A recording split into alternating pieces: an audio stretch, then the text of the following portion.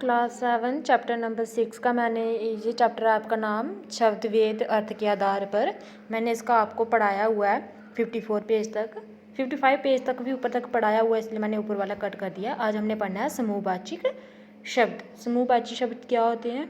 हिंदी भाषा में विभिन्न विभिन्न प्राणियों तथा वस्तुओं के समूह को प्रकट करते हैं ना, करने के लिए अलग अलग शब्दों का प्रयोग किया जाता है, उन्हें क्या कहते हैं? समूहवाचक शब्द कहते हैं। एक दूसरे के पर्यायवाची के रूप में प्रयुक्त नहीं किए जा सकते। जैसे फूलों का बंडल प्रयोग अशुद्ध है, फूलों का बंडल नहीं होता है, तो इसका मतलब प्रयोग इसका क्या है? अशुद्ध माना जाता है। फूलों के लिए सचेत गुच्छा, हम बोलते हैं फूलों का गुच्छा, फूलों का बंडल नहीं बोलते हैं, फूलों का गुच्छा बोलते हैं। ये इसका करेक्ट लाइन है, करेक्ट सेंटेंस है। जैसे बंडल शब्द का प्रयोग वस्तुओं के साथ किया जाता है। नीचे कुछ ऐसे शब्द दिए जा रहे हैं जिन्हें याद कीजिए। जैसे मैंने टिक वाले जो टिक किए हुए, मैंने पीछे भी बोला था, टिक वाले आपने करने हैं पेपर पॉइंट ऑफ व्यू से। जैसे जोड़ा है, जूतों का जोड़ा होता है ना, जूतों का। ढेर होता है, अनाज का, कूड़े का भी ढेर होता है। जैसे झुंड होता है, जानवरों का भी होता है झुंड। उसके बाद छत्ता, मधुमक्खियों का छत्ता होता है। भीड़ होती है, मनुष्य की भीड़ होती है। उसके बाद गट्ठी, नोटों की गट्ठी होती है। बेड़ा, जलानियों का। उसके बाद सीमित, नागरिकों की। उसके बाद है सभा, सभा व्यक्तियों की, सभी व्यक्तियों की सभा होती है ना, तो उसके मतलब जो सेंटेंस में यो वर्ड यूज़ हो सकते हैं इनके साथ, तो वो ही इधर लिखे हुए हैं समूहवाचक शब्द। और ऊपर लिखा हुआ है ये शब्द किसी जिनके साथ प्रयोग किए जाते हैं, इन्हीं के साथ सिर्फ ये प्रयोग किए जाते हैं ये शब्द। जैसे टोली है, बच्चों की टोली, छात्राओं की टोली होती है वो। कुंज, लताओं का। उसके बाद है आगे जीव जंतुओं की आवाज़ें दी हुई हैं। इधर मैंने कोई टिक नहीं की हुई है, आगे मैंने की हुई हैं। जैसे देखो, कुत्ते की आवाज़ होती है भौंकना, बिल्ली की आवाज़ होती है म्याऊं म्याऊं करना, चीता की आवाज़ होती है घूरना। उसके बाद भालू की आवाज़ होती है गरगराना। उसके बाद मोर की आवाज़ होती है पीहू पीहू करना। कौवे की आवाज़ होती है काऊ काऊ करना। चिड़ियों की आवाज़ होती है चहचहाना। उसके बाद शब्द और आवाज़ें, विभिन्न विभिन्न प्रकार की आवाज़ें आगे भी दी हुई हैं, ये सारी आपने पढ़नी है। उसके बाद है यम शब्द युगम। शब्द युगम का अर्थ है शब्दों का जोड़। क्या होता है शब्द युगम का अर्थ? शब्दों का जोड़ करना। अर्थ में विशेषताएं लेने के लिए शब्द युगम का प्रयोग किया जाता है। जैसे कि जीव जंतु है ना,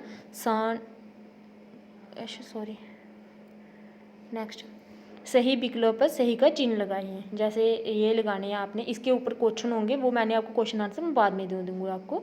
उसके बाद को पार्ट है, कौन सा शब्द बादल का पर्यायवाचक है? बादल का पर्यायवाचक शब्द कौन सा है इनमें से? सेम जो आगे आते हैं, बादल, मेघ, ये है ना, तो इसका क्या है पर्यायवाचक शब्द? बादल का मेघ है। किस विकल्प के शब्द विलोम अर्थ नहीं है? काम, धंधा, ये विलोम शब्द अर्थ नहीं है। विलोम होता है उल्टा, जैसे ज्ञान, अज्ञान, ये क्या है? उल्टा है। ज्ञान मतलब किसी के पास नॉलेज है, अज्ञान मतलब किसी के पास नॉलेज नहीं है। आय व्यय, न्याय, अन्याय, ये सारे विलोम शब्द हैं। और काम, धंधा, इसका क्या, ये क्या नहीं है? विलोम शब्द, विलोमार्थ शब्द नहीं है। निम्नलिखित में शब्दों का कौन सा शब्द युग्म श्रुति समविभिन्नता अर्थ शब्द नहीं है? मृत्यु, निर्धन, ठीक है, निधन, मृत्यु भी क्या कहते हैं उसको? मरना होता है। निधन भी मृत्यु मतलब मरना ही है। उसके बाद कम खर्च करने वाला। वाक्य अध्यांश के लिए एक शब्द। अपव्ययी, मितव्ययी, खर्चीला, कंजूस। खर्च करने वाला, कम खर्च करने वाला इसको कहते हैं कंजूस। एक शब्द लिखना है पूरे के लिए। कम खर्च करने वाले को हम क्या कहते हैं? कंजूस। पत्तों के संबंध में कौन सा ध्वनि बोधक शब्द सही है? खड़खड़ाना। पत्तों की आवाज़ कैसी आती है? कैसे ध्वनि आती है पत्तों की? जब पत्ते हिलते हैं तो कैसी आती है? खड़खड़ाने की आवाज़ आती है। निम्नलिखित में से कौन सा शब्द सुगम, समानार्थ और निरर्थ शब्द से बना है? चेहरा, मोहरा।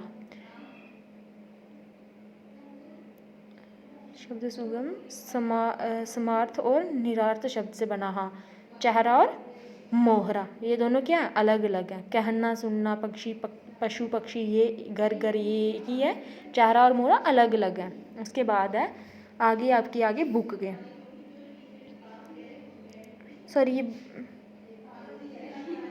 ये आपकी बुक के नहीं है, ये आपकी ग्रामर के ही हैं, सॉरी मैंने बुक के बोला, ये ग्रामर के ही हैं आपके। सही शब्द चुन के रिक्त स्थान भरिए। हिंदी भाषा में कुछ शब्द समान अर्थ वाले प्रतीत होते हैं किंतु उनकी डैश समुच्च विभिन्न होती हैं। वर्तनी एवं अर्थ उनके क्या होते हैं, अलग अलग होते हैं। समूहवाची शब्द एक दूसरे के डैश के रूप में प्रयुक्त किए जा सकते हैं, पर्यायवाची शब्द के रूप में प्रयोग किए जा सकते हैं। पशु पक्षियों की आवाज़ें तथा वस्तुओं की ध्वनियों को व्यक्त करने के लिए जिन विशेष शब्दों का प्रयोग किया जाता है उन्हें डैश उन्हें ध्वन्यात्मक शब्द कहते हैं। जो पशु पक्षियों की आवाज़ों की जो ध्वनि होती है ना, इनको प्रयुक्त करने के लिए जो शब्द का प्रयोग किया जाता है उसे क्या कहते हैं, ध्वन्यात्मक शब्द कहते हैं। अनेक शब्दों के स्थान पर एक शब्द का प्रयोग करना, अनेक शब्दों के स्थान पर एक शब्द का प्रयोग करना, जैसे आगे भाषा संक्षिप्त और सुंदर होती है, इसका आएगा भाषा संक्षिप्त और, इससे क्या होता है, भाषा संक्षिप्त और सुंदर होती है। अगर हम अनेक शब्दों के लिए एक शब्द को प्रयोग कर रहे हैं ना, उससे भाषा हमारी क्या होती है, संक्षिप्त और सुंदर होती है। निम्नलिखित वाक्यों में कुछ ऐसे शब्द हैं जिनके पर्यायवाची शब्द हो सकते हैं, उनकी पहचान कीजिए और उन्हें परिवर्तित कर वाक्य पूर्ण, मतलब उनको चेंज कर वाक्य को पूर्ण करना है, हमें पूर्ण लिखना है, हम वापस लिखना है हमें। जैसे बाघ को हम उपवन कहते हैं ना, इसका पर्यायवाची शब्द है बाघ का उपवन।